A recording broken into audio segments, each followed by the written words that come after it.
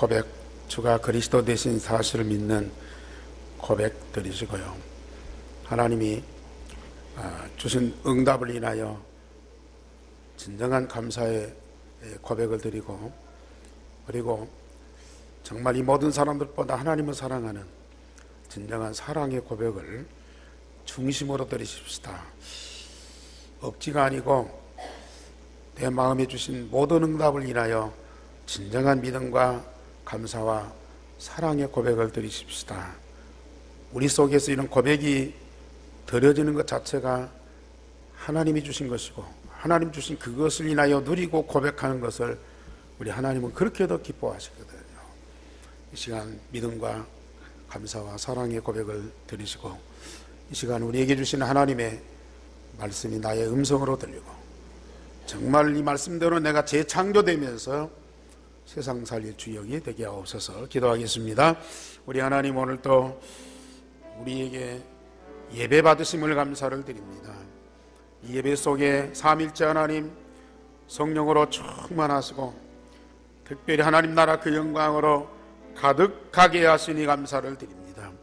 영답을 누리는 하나님의 사람들이 예수가 그리스도 되신 이 사실을 진정으로 고백을 드리며, 하나님 말씀대로 성취되는 응답을 주신 것을 진정으로 감사를 드리며, 특별히 이 세상 누구보다도 하나님을 사랑하는 그 사랑을 내 마음속에 주시니 감사를 드립니다. 이 사랑을 고백드리오니 받아 주옵소서. 하나님께서 오늘 또 우리에게 반드시 성취될 말씀을 주시는데, 이 말씀 따라 응답을 누리는 참으로 복 있는 자들이 되어지게 하여 주옵시며, 하나님의 영광으로 가득하게 하옵소서. 주 예수 그리스도 이름으로 기도하옵나이다. 아멘.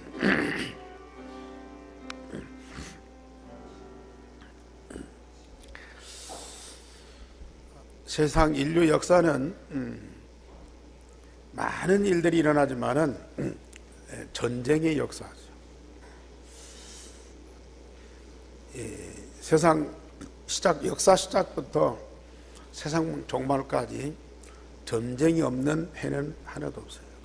그런데 이 전쟁의 종류가 시대가 갈수록 바꿔져요. 처음에는 힘 있는 사람들이 영토 전쟁을 했어요.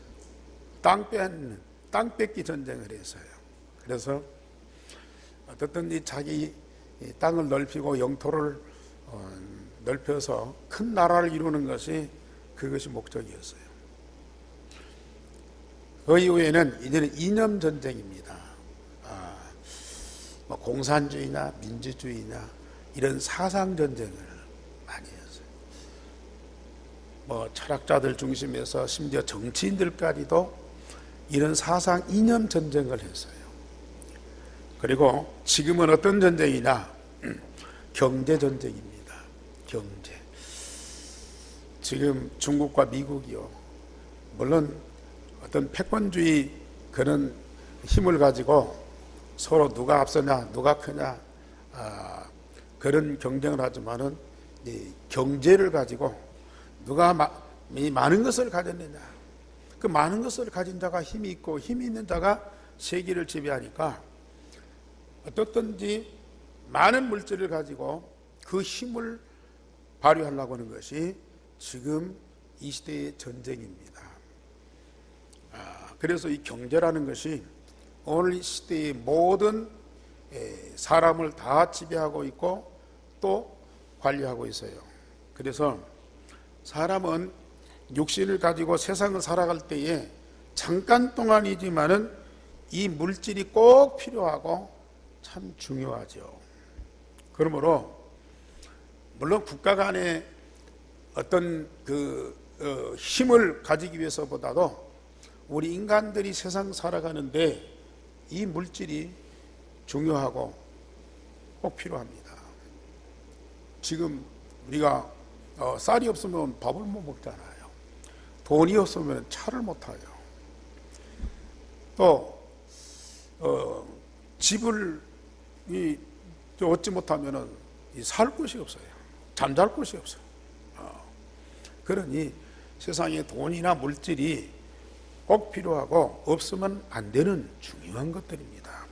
그러나 사람은 이것만 갖고는 살 수가 없잖아요. 왜요?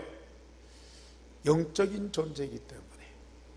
짐승은 먹을 것만 있으면 돼요. 그러나 사람은 아무리 먹을 것이 많고 경제가 풍요하다 할지라도 영적인 것이 만족이 안 되면 인간은 행복할 수가 없어요. 많이 가지면 가질수록 불만이 더 많아요. 인간이 하나님이 창조하실 때에 우리 몸만, 물질이 필요한 몸만 창조한 것이 아니고 하나님이 필요한 영혼을 창조하셨어요.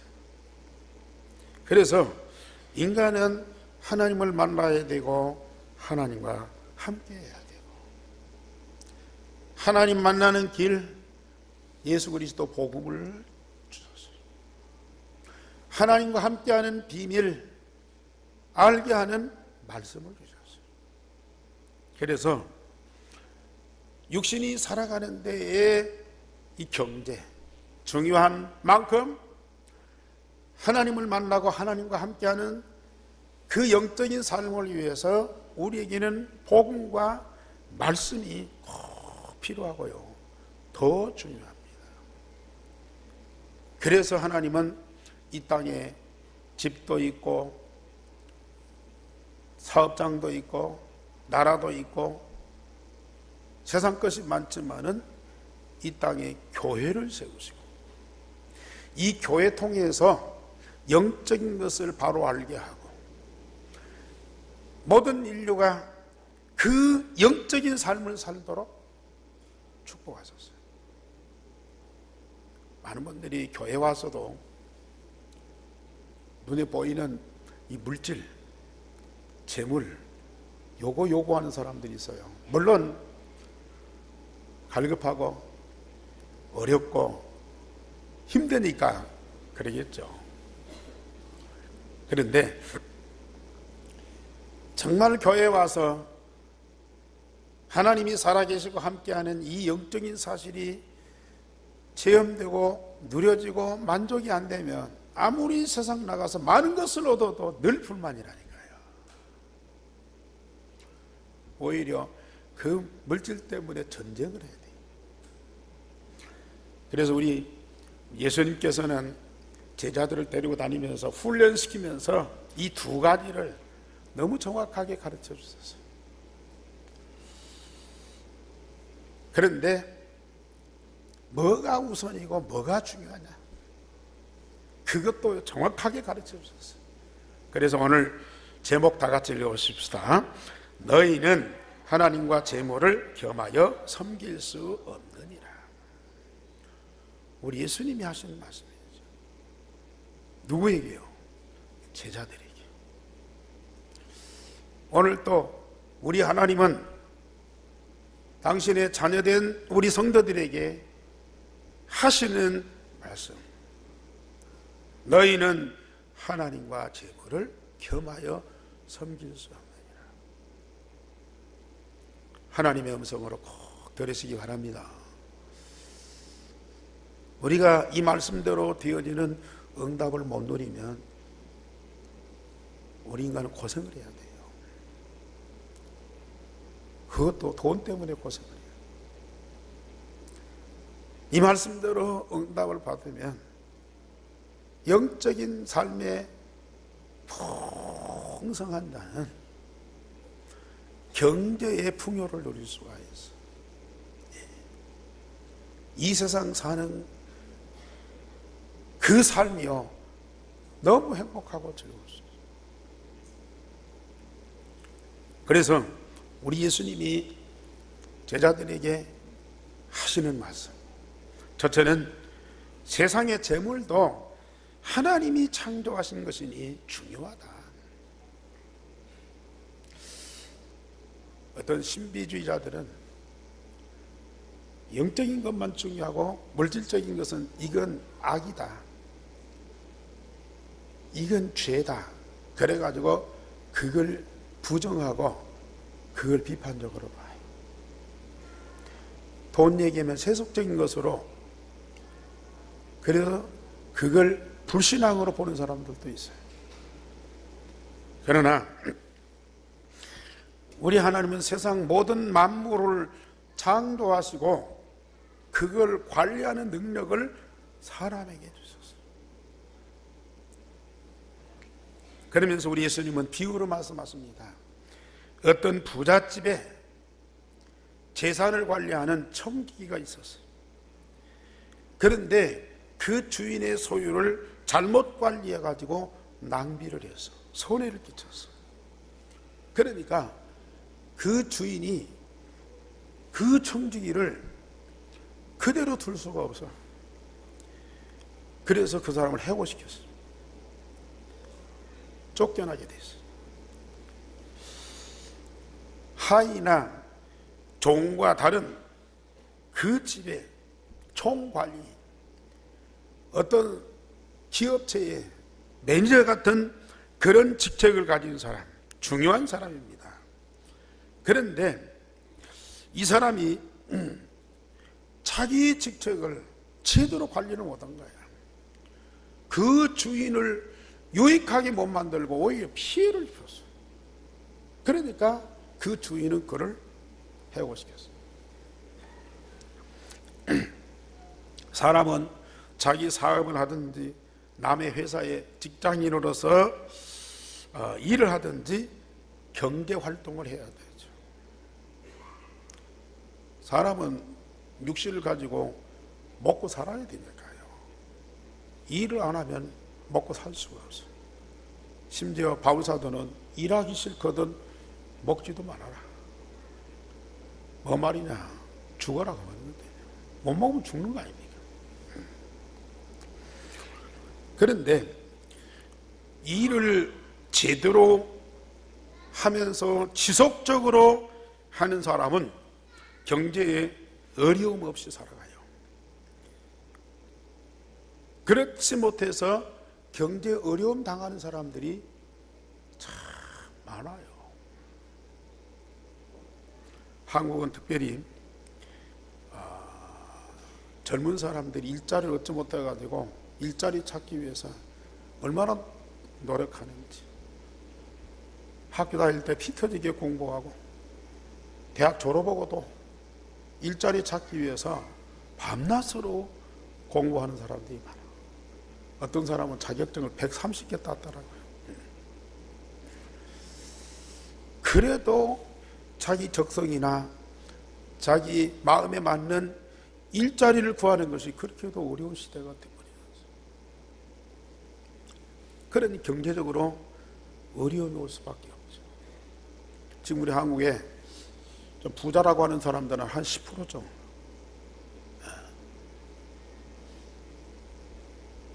중간층이라고 하는 사람들이 한 60%. 지금 30%는 거의 빈곤층에 소속돼 있어요. 돈 때문에 걱정을 해야 돼요. 뭘 하고 싶어도 돈이 없어요. 아니면 돈 때문에 시달려야 돼요. 물론 우리 한국이 하나님 축복으로 이렇게 잘 살게 돼 있어요. 옛날에 거지가 많았었는데 지금은 거지를 찾아볼 수가 없어요. 왜? 정부에서 최저임금제를 해줘. 그것도 안 되는 사람은 뭐 노인복지니 아동복지니 복지해가지고 매달 얼마씩 공급을 해요. 쌀까지도 줘요. 참 좋은 나라가 됐죠. 굶어 죽는 사람은 없지만은, 그러나 이 돈 때문에 이 걱정하고 시달리고 또 심지어 자살하는 사람도 있어요. 이 돈 때문에 스트레스 받아가고 막 정신병 앓는 사람도 있어요.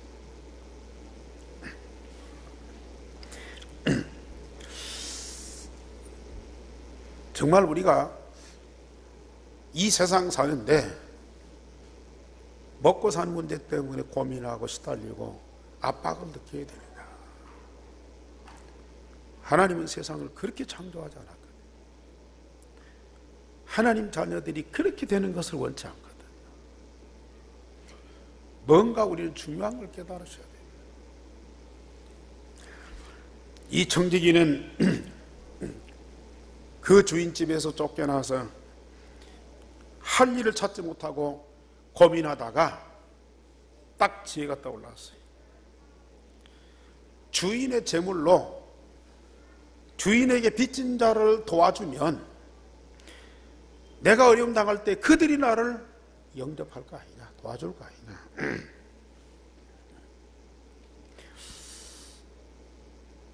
거지가 돼서 다른 사람한테 얻어먹거나 또 땅을 파자니 힘이 들고 부끄럽고,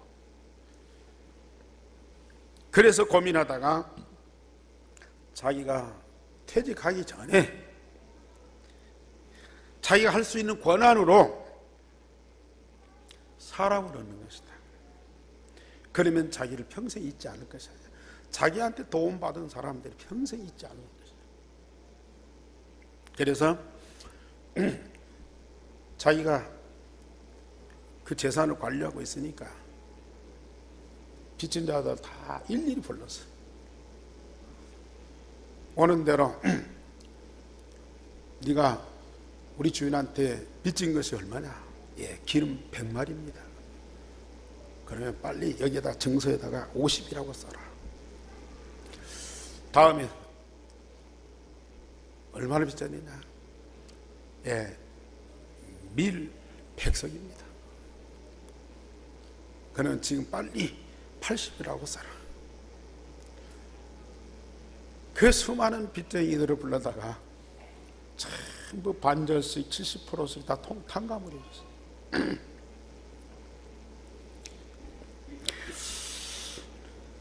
그런데 주인이 이걸 알아서요.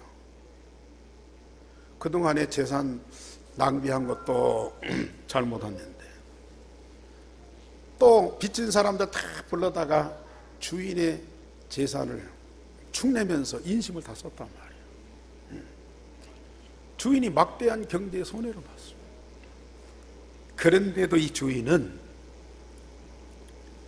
그 잘못된 청지기가 부정한 재물로 지혜롭게 했다고 해서 칭찬을 해요. 참 지혜로운 사람이라고 칭찬을 해요. 자기 재산을 막 축낸 사람인데 손해를 끼친 사람을 잘 지혜로운 사람이라고 칭찬을 해줘요. 그러면서 이 시대는 빛의 자녀들보다도 더 지혜로운 사람들이 있다, 그런 얘기를 해요. 저는 이 말씀을 읽으면서 도대체 이게 뭔 말이냐. 아니 자기 재산 손해를 끼쳐서 낭비해서 손해를 끼쳐서 잘못됐으면은 해고를 하고, 해고했는데도 또 다른 방법으로 자기 재산을 손해를 끼쳤으면 이제 고발을 해서 감옥에 보내야 할 거 아닙니까? 그런데 참 지혜로운 청직이라고 칭찬을 해줘요. 그 사람뿐만 아니라 우리 예수님께서 또 그렇게 또 말씀하세요. 저는 이 말 뜻에서요 아주 중요한 것을 발견해요. 이 사람이 쫓겨나게 생겼으니까 주인집의 재산을 어떻게든 들고 나가야 되겠다, 숨겨서 들고 나가야 되겠다. 그것보다는 그 주인집의 재산, 그 넉넉한 재산을 가지고 돈 때문에, 경제 때문에 어려운 당한 사람들을 도와줘야 겠어요. 그 돈을 갖고 자기가 쌓아놓는 것이 아니고 어려움 당한 사람들과 함께 그걸 쓰도록 만들어. 물론 이 행위가 옳은 건 아니야. 그러나 이 경제를 가지고 더불어서 함께 사용하는 그 방법을 제가 깨달은 거예요. 이 주인은 그걸 칭찬하고, 비록 자기 재산을 축냈지만은, 자기는 손해를 볼지만은 경제적인 원리로서 한 사람이 많이 쌓고 많이 가지고 그걸 가지고 어떤 권력을 행사하는 것도 중요하지만은 똑같은 경제지만은 그것을 함께 나눌 수 있는 그런 마음, 이걸 칭찬하는 거예요. 물론 결국은 자기 미래를 위해서 그런 방법을 썼지만은 어디 완벽한 사람이 어디 있습니까? 그 방법이라도 가지고 있다는 이걸 그 주인은 칭찬합니다.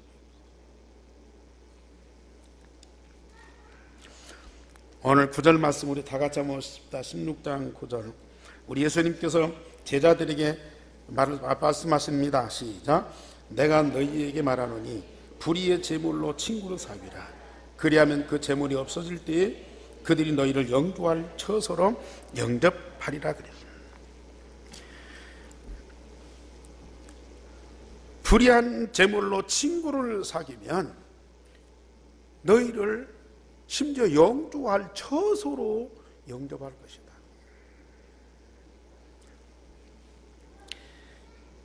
불의한 제물이지만 혼자 싸우지 않고 이웃과 더불어 함께 사용하면 그 사람이 공공할 때에 그를 돕는 자가 생길 것이다. 우리 주님도 그랬고요, 바울사도 그랬어요. 주는 자가 보인다. 받는 사람보다 주는 자가 보인다. 사람들이 때로는요, 내가 줄 때보다도 받을 때 더 기쁘잖아요.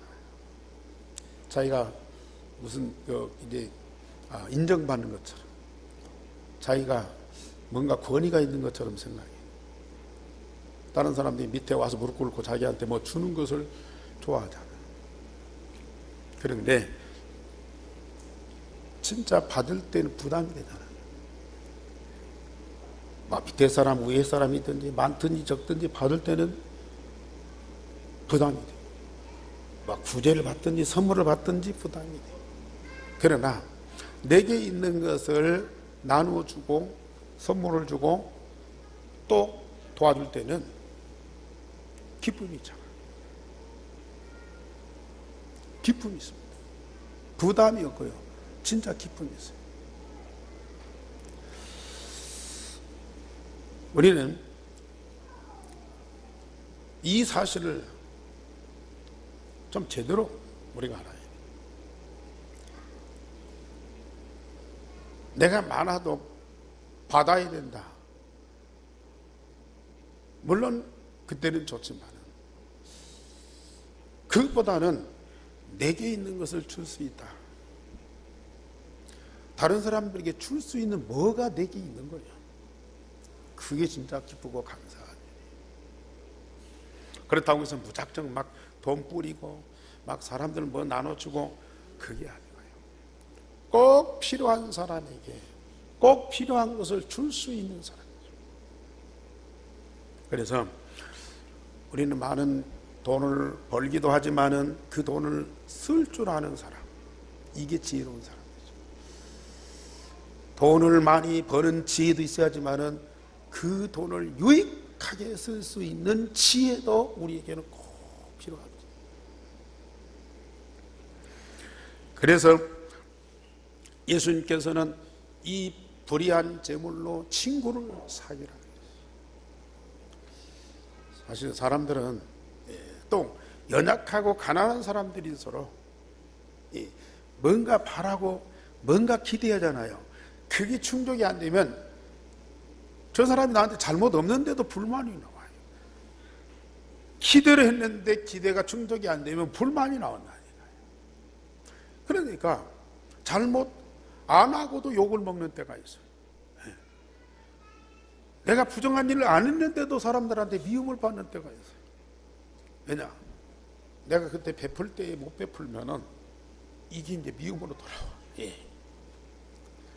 주어야 할 때 안 주면요, 그게 욕으로 돌아와. 참 세상 그래요. 그렇다고 해서 우리가 욕을 안 먹고 뭐 사람들 불만을 안 사기 위해서 뭐 우리가 있는 건 막 무조건 그거 아니고요. 정말로 지혜롭게 우리는 이걸 잘 사용할 수 있어야 돼요. 그러면서 우리 예수님이 말씀하십니다. 지극히 작은 것에 충성된 자는 큰 것에도 충성되고 지극히 작은 것에 불의한 자는 큰 것에도 불의하니라. 우리가 일을 하든지 돈을 맡든지 어떤 관리를 하든지요, 특별히 이 경제 문제, 돈 문제, 지극히 작은 것이지만은 정말로 충성을 해요. 마음을 다한, 최선을 다해라. 작은 것이지만 그걸 최선을 다해라. 그리하면 큰 것에도 충성하게 되고요. 그걸 넉넉히 감당하는 거예요. 그런 작은 것이라도 소홀히 여기고 함부로 여기고 부정하게 되면요, 나중에 큰 것이, 그러면 범죄가 되고 범죄하는 것으로 끝나지 않고 고통이 따라와요. 우리 예수님은요, 물론 제자들이 복음운동 해야 될 전도자들이죠. 그러나 여기에는 경제가 반드시 따라오거든요. 이 관리를 제대로 해라. 이 불의한 재물에 충성하지 아니하면 누가 중요한 것을 맡기겠느냐. 그래서 조금 이렇게 지혜로운 사람들은 자기가 신뢰하고 중요한 걸 맡긴 사람들에게는 돈을 맡겨본다고 하잖아요. 돈을 맡겨봐서 그 돈에 정말로 진심으로 관리를 잘하면 다른 것도 맡겨. 그러나 돈에 이게 왔다 갔다 하고요, 좀 이렇게 사심을 품으면 중요한 일을 안 맡겨요. 우리 성도님들은 물론 과거에는 뭐 다단계도 오고 또 무슨 물품 갖고 와서 막 교회 안에서 막 장사도 오고 막 그런 분들도 있어요. 근데 지금은 참 그런 것들이 다 정리가 되어서 감사하고, 참 작은 것이지만 우리 성도들이 참 교회와 성도들을 위해서 함께 하고 싶은 그 마음들 너무 감사해요. 그리고 많지 않지만 우리 교회 경제, 재정을 관리하는 그 팀들한테 저는 그렇게도 고마워요. 1, 2년도 아니고 10년 넘게 참 중심감이고 교회와 성도를 사랑하는 마음으로 변함없이 참 그렇게 정리하면서 관리하는 걸 보면요, 너무 감사해요. 그분들을 보면 교회에서뿐만 아니라 직장에서도, 뭐 큰 기업이 아니고 개인 사업장인데 뭐 사장하고 뭐 이렇게 날마다 단둘이 아니면 서너씩 얼굴 맞대고 일하는 그 직장이 그 쉬운 거 아니거든요. 많은 그 어려운 환경인데도요, 그 중심 갖고 헌신하니까요, 그 주인이 사장이 감동 먹을 정도로, 감동될 정도로 그렇게 되어진다고 말해요. 교회에서 정말로 작은 일에 충성하는 사람, 중심 갖고 함께 하면서 모든 걸 정직하고 성실하게 하는 사람들은요, 사회에 나가서는 더더군다나 그걸 넉넉히 감당할 힘이 있어요. 그러나 이 교회에서 오락가락하고 뭐 많이 마음에 맞네 안 맞네, 내가 하네 안 하네, 이렇게 하다 보면요, 사회 나가서 똑같이 그게 이제 이루어져요. 사회는 더 그걸 인정 못해요. 그런 사람들과 함께 할 수가 없어요. 그러니까 서로 힘들지. 우리 예수님은 교회 안에서 믿음 생활도 제대로 하지만은 사회에 나가서 경제활동이나 인간관계나 그 하는 일의 기능이나 이걸 제대로 할 수 있도록 말씀을 주시는 거예요.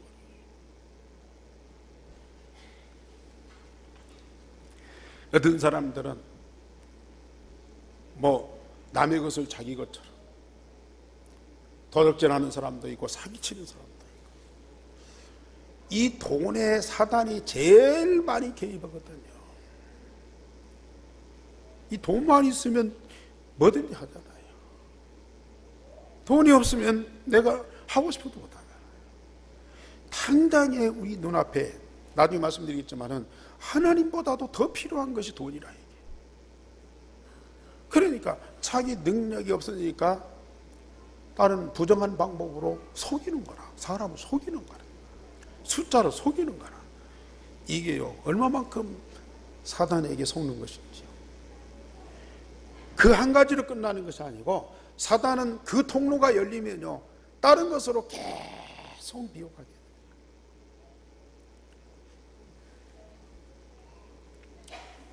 자기가 최선을 다하고 성실하지 못하면 자꾸 남의 도움을 바라고, 또 뭔가 이렇게 도와주기를 바라고, 물론 우리가 도움 받을 때도 있고 도와줄 때도 있겠죠.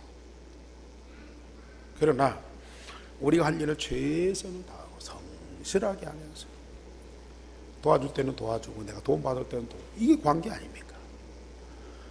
이런 아름다운 관계를 이루어가야 되는데 한쪽으로 치우치면요, 이게 문제가 오는 거예요. 그러면서 우리 예수님이 제자들에게 말씀합니다. 재물이 아주 중요하고 우리 인간 삶에 막대한 영향을 미쳐요. 또 이 돈, 경제의 위력이요, 굉장히 큽니다. 그렇기 때문에 국가에서도 아무리 정치를 잘해도 경제가 어려우면 정치 실패하는 거예요. 그래 정치인들이 무엇보다도 이 경제, 이 성장을 위해서 그렇게도 열심히 하는 거예요. 회사에서는 말할 것도 없고요, 가정에서도 그렇고. 이 경제가 어떤 면에서 보면은 하나님보다도 더 많은 영향을 미친다. 하나님은 아무리 불러도 대답이 없어. 아무리 예배해도요, 응답이 없어. 근데 돈은 금방, 몇백만이 생겼다. 우리가 원하는 거 다 사고요. 가고 싶은데 가고. 이 돈이라는 것이 금방 우리에게 효과를 내잖아요. 눈에 보이도록 현실적으로 필요한 것이 돈이라고 말이에요. 하나님 자리를 지금 돈이 다 차지하고 있어요. 지금 세상 사람들은 돈이 하나님이라, 하나님 필요 없어요. 돈만 있으면 하나님이 하는 일을 다 하고 있어요. 그러니까 믿음 생활이나 신앙생활 이보다는 이 경제활동, 여기 바빠서요, 교육할 시간이 없어요. 예배할 겨를이 없어요. 그런데 우리 믿는 사람들마저도 하나님을 믿지만은 실상은 돈이 하나님이라. 그래 하나님 믿었다가 돈 믿었다가 돈 믿었다가 하나님 믿었다가 오락가락 하는 거예요. 그래서 우리 성도들의 믿음이 제대로 견고하게 서지 못하고 돈, 물질 이것 때문에 우리 신앙이나 영적인 삶이요 자꾸 오락가락하는 거예요. 그래서 경제가 필요하고 돈이 중요하지만은 그건 우리가 관리할 대상이고 정복할 대상이지 섬길 대상이 아니다. 오직 여호와 하나님만 우리가 섬길 대상이지, 예배할 대상이지, 돈이 하나님이 아니라, 돈이 우리 예배의 대상이 아니라, 돈이 우리 인생의 목적이 아니다.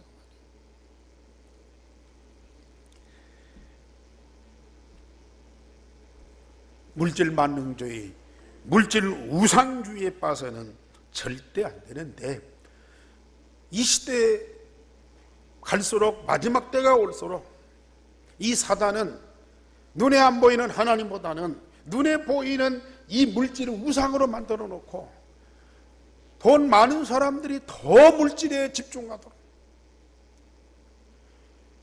부자들이 더 많이 이 물질에 생명을 걸도록 그렇게 만들어버린다. 우리는 여기에 빠져서는 절대 안 돼. 그러면서 두 번째로 예수님은 돈을 좋아하는 바리새인들을 교훈하셨습니다. 오늘 15절부터 17절까지 18절까지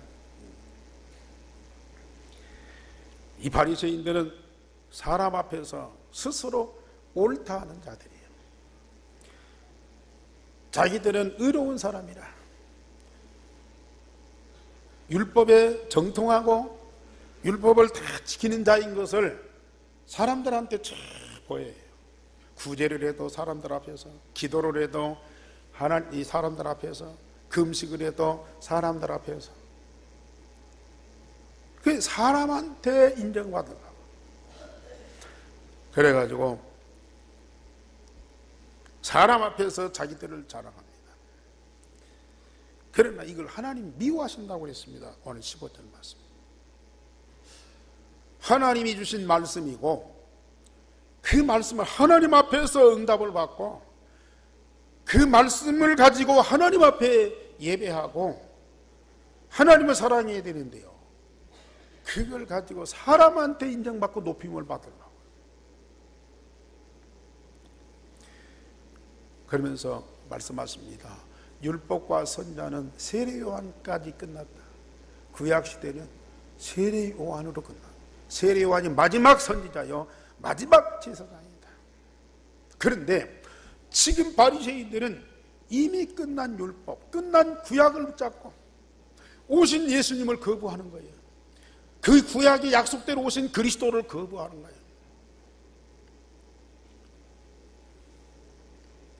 지금은 그 약속하신 메시아, 그 그리스도가 오셔서 십자가 부활로 복음을 완성하고 그 복음을 통해서 세상에 하나님의 나라를 전파한다.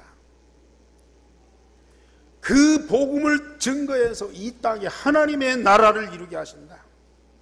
이 복음이 들어가는 것마다 사단이 떠나고 죄와 저주가 해결되고 지옥의 권세들이 무너지고 하나님을 만나고 하나님과 함께 하나님 말씀대로 응답받는 하나님의 나라가 이루어진다.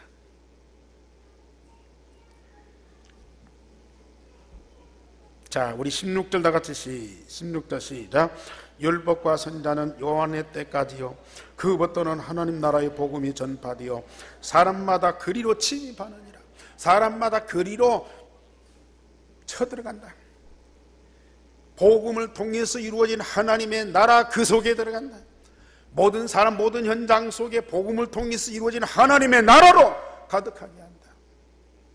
지금 우리가 그 증인이잖아요. 오늘 우리 교회가 복음 통해서 이루어진 하나님의 나라를 그대로 응답을 드리고 있잖아요. 여러분들의 가정이 과거의 영적 문제 때문에, 가문의 저주 때문에 얼마나 고통받았습니까? 얼마나 이 인간 사는 것이 고달프고 힘들었습니까? 그러나 이 그리스도 복음 통해서 여러분들이 하나님 만나고 하나님과 하고 말씀 응답받는 그 하나님의 나라가 이루어지니까 여러분들의 가정에 영적 문제, 사단과 저주와 재앙이 떠나고 완전한 하나님의 나라가 이루어지지 않습니까? 이것이 이제는 직장으로, 사회로 확산될 수밖에 없어요.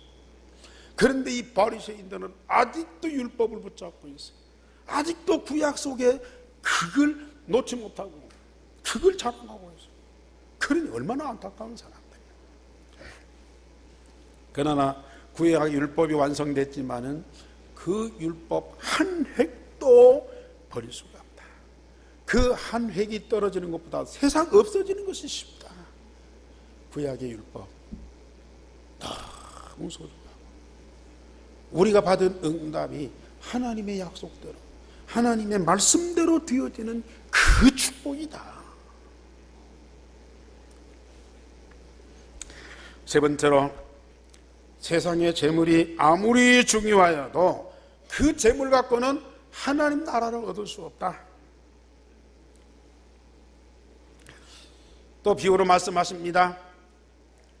뭐 사실일 수도 있습니다. 한 부잣집에 그 주인이 많은 돈을 가지고 고운 옷을 입고 사람들을 불러서 잔치하고 호화롭게 삽니다. 근데 그 집 대문간에 병든 거지가 주인의 상에서 떨어지는 붓소리를 얻어먹고 가난하게 어렵게 살았어요. 때가 되니까 그 부자가 죽었어요. 저 지옥에 떨어졌어요. 거지도 죽었어요. 거지는 아브라함의 품에 하나님 나라에 들어갔어요. 부자는 그 돈을 가지고 세상에서 호화롭게 살았어요. 그것이 복음이었어요. 부자가 믿은 그 복음은 인간의 근본 문제를 해결 못하고 결국은 사단이 장악하고 사단이 들어갈 그 지옥불에 들어가게 돼 있어요. 그 집의 거지 나사로는 비록 가난하지만 복음 중심에 살았어요. 그 복음 때문에 아브라함의 품에 하나님 나라 들어갔어요. 부자가 너무 고통스러운 거예요. 위를 쳐다보니까 하나님 나라가 보이고 아브라함 품에 자기 집에 있던 거지가 영화롭게 사는 거예요. 이 부자가 견딜 수 없는 고통, 그걸 면하기 위해서 나사로의 손가락 끝에 물 한 방울만 찍어서 내 혀를 서늘하게 해달라고 그랬어요. 아브라함이 뭐라고 대답해요? 주고 싶지만 못 준다. 너와 우리 사이에는 큰 구덩이가 있어. 너희들이 올 수도 없고 우리가 갈 수도 없다. 너는 세상에서 돈을 복음으로 알고 그걸 믿어서 결국은 네가 당할 것은 지옥의 고통이다. 나사로는 세상에서 험하게 살았지만은 복음 갖고 있었기 때문에 하나님 영광에 이르는 것이 당연하다. 세상에서는 육신적으로 오히려 불신자들이 잘 살아요. 원하는 거 다 가져. 그러나 잠깐입니다. 세상에서 그렇게 영원히 살면 얼마나 좋겠습니까? 잠깐입니다. 떠날 수밖에 없어요. 그러나 그가 뭘 가지고 있느냐? 결국은 자기 가진 것 가지고 영원한 것을 갈 수밖에 없어요. 돈은 가졌지만은 불신앙, 이것 때문에 영원한 저주받을 수밖에 없어요. 거지는 세상 거는 없지만은 복음, 유일한 복음 갖고 있어요. 그 복음 때문에 구원받고 하나님 자녀로 아버지 집에 들어갈 수밖에 없어요. 지옥에서는 세상에 그 많은 물 한 방울도 없어요. 세상에 그렇게도 하나님이 일반적인 은총을 주어서 오히려 불신자들에게 많이 주어서 그걸 누리게 했는데요, 지옥에는 그런 일반 은총이 전혀 있을 수 없는 곳입니다. 어떤 사람 지옥 갔다 왔냐, 천국 갔다 왔냐 그래요. 어제도 우리 집안에 가족들 모임이 있었어요.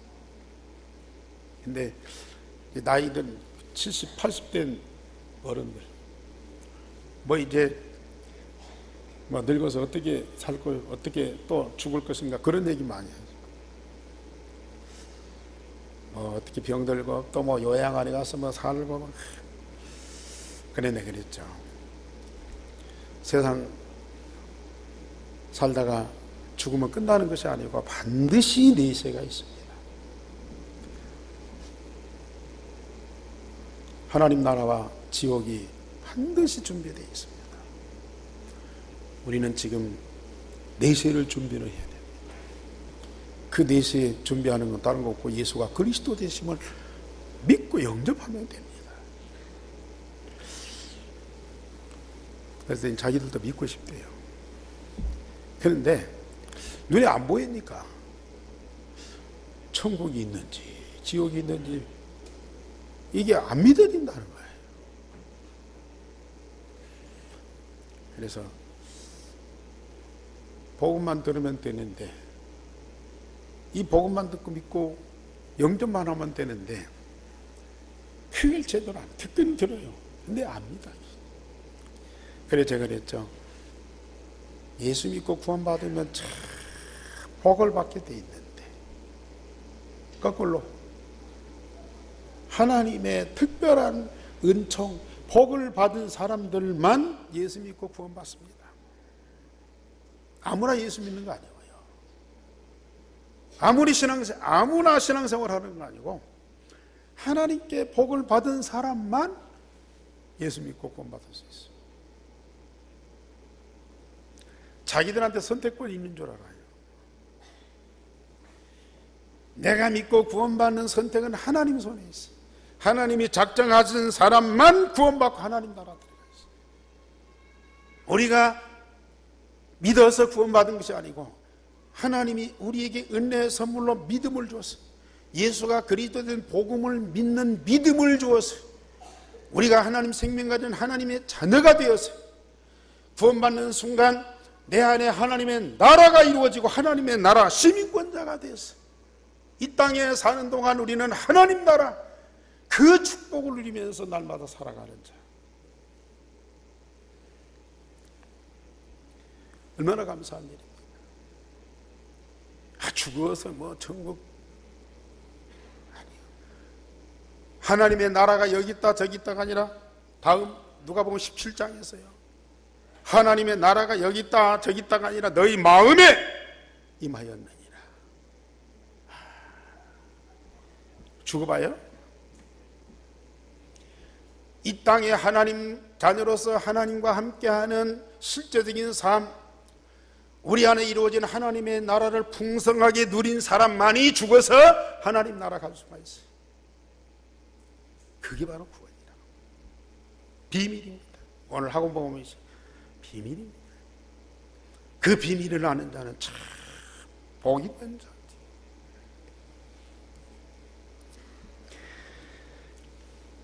부자가 부탁을 해요.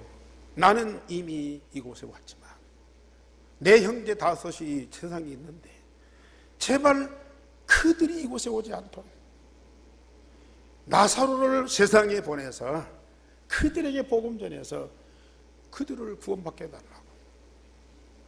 아브라함이 그것도 거절해요. 세상에는 모세나 선자들이 많이 있다. 전도자들이 많이 있다.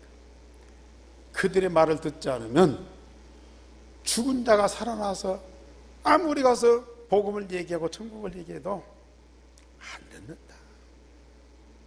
과거에 천국 갔다 온 분들이 간증하고 돌아다녔어요. 그 얘기 들은 사람은 다 믿고 구원받아야 되죠. 근데 제가 알기로는 그렇게 간증한 사람의 가족도 안 믿는 사람이 있어요. 가족도 안 믿는.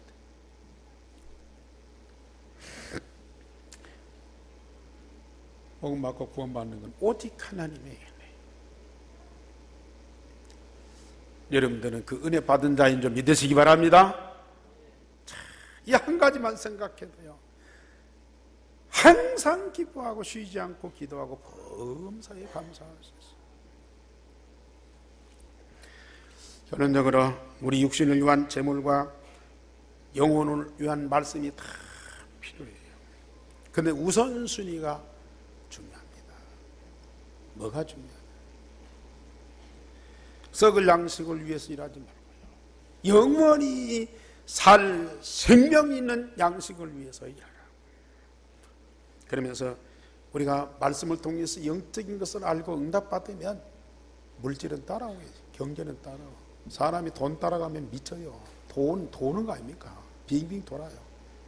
돈이 한없이 빙빙 돌아. 이리 갔다 저리 갔다, 이 사람 갔다 저 사람 갔다. 얼마나 이 통장 저 통장으로, 이 은행 저 은행으로, 이 회사 저 회사로, 이 집으로 저 막 그 돈 따라다니나 돌아버리 미쳐버려요. 여러분들은 절대 돈 따라가지 마세요. 여러분들이 정말로 복음 누리면서 하나님과 함께하는 그 응답을 누리면서 말씀 응답 받으면서 뭐가 돼요? 영적 서밋 시대지. 영적 서밋 시대라니까요. 하나님 자녀로서 천국 시민권자로서 하나님과 함께 하나님 나라를 누리고 하나님의 말씀을 응답받아 보세요. 비록 요셉이 노예로 갔지만은 보디발 장군 집의 주인 역할을 해요. 저는 지금 우리 성도들 사업을 하든 직장이든 종처럼 일하지만 하나님의 자녀, 영적 서밋을,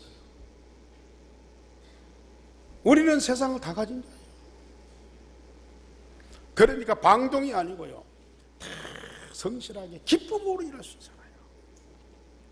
심부름을 하고 청소를 해도 영적 서밋으로 하나님 자녀로 전국 시민권자로서 자부심을 가지고 최선을 다하고, 그러다 보면은 얼마나 그 현장에서 일하는 것이 기쁘고 감사하고 하나님이 살아계시고 함께하는 증거들이 나타나잖아요. 주일날 강단의 말씀 붙잡고 기도하면서 그 직장인 일해보세요. 강단해 주신 말씀이 그 직장이 성취되는 응답을 누리면서 그걸 가지고 우리는 일하게 되잖아요. 경제가 어렵습니까?